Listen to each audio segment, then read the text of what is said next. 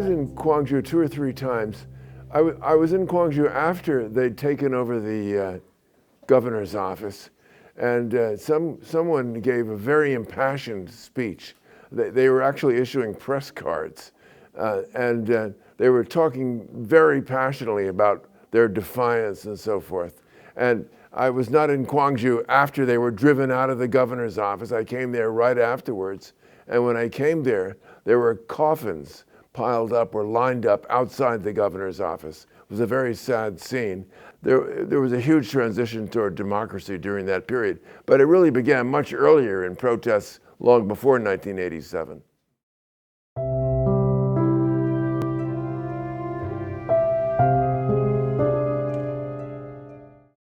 In Korea's movement towards full democracy. This was the first real protest against military government and was crushed horrifically. But you could say arguably this was the foundation.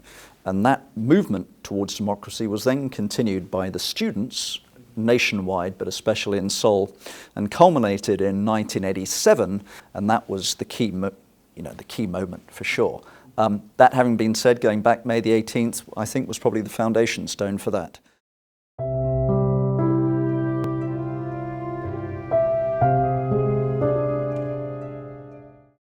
It's a very inspiring movement in the sense that in Gwangju, the uprising against I guess military dictatorship, basically. In Gwangju, where there is a preacher who said he saw the helicopters shooting civilians. So I used to live in Lebanon, and in Lebanon there is quite a few buildings with bullet holes in them after their civil war.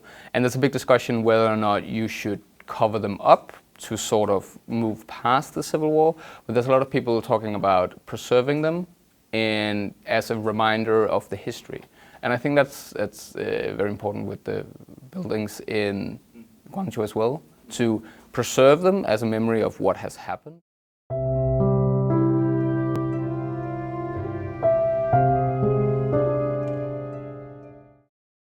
When I think about South Korea's democracy, I'm really kind of jealous of it. I'm kind of envious of it.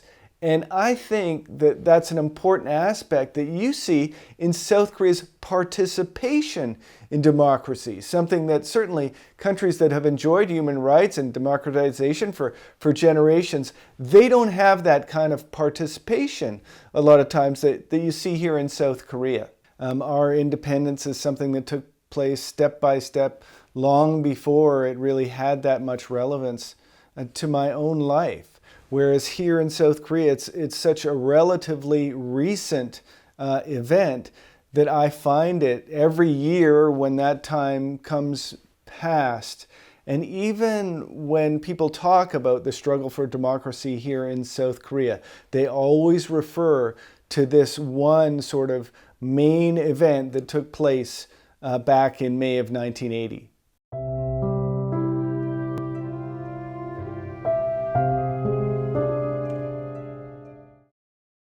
As a journalist, we tend to speak about the Gwangju incident as kind of a turning point for South Korea. It's often characterized as kind of the beginning of the country's transition into a modern democracy that we see today.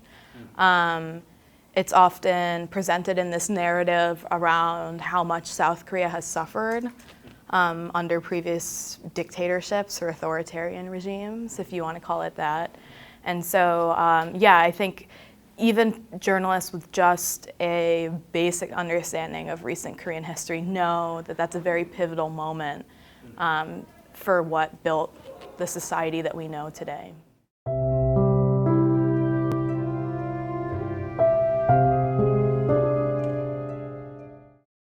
(1994년) 제일 먼저 5.18에 대해서 좀 알게 됐어요. 이런 그 5.18 보면 아직도 제대로 정리되지 않은 역사가 있다고 생각하고, 그리고 이런 역사는 모든 사실 할 수 있는 만큼 밝히는 게, 그리고 이런 역사 정리하는 게 아주 중요하다고 생각하고, 5.18 어떤 일이 있었는지, 누구 책임 지켜야 되는지, 그런 거에 대해서 조금 더 많이 알게 될 수 있었으면 좋겠어요.